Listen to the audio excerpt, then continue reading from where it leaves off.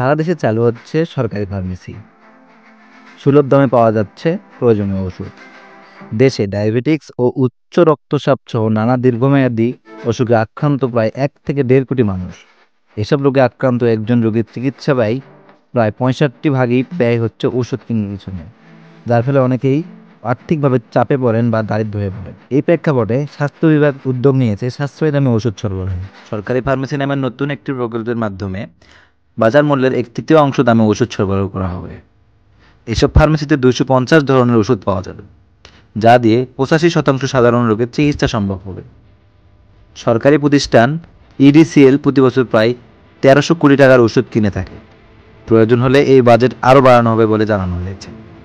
তবে এই উদ্যোগের বড় চ্যালেঞ্জ হলো ওষুধ চুরি রোধ করা। এই সমস্যা মোকাবেলায় পুরো ব্যবস্থাকে ডিজিটাল করার পরিকল্পনা নিয়েছে স্বাস্থ্য বিভাগ, যাতে স্বচ্ছতা ও কার্যকারিতা নিশ্চিত করে।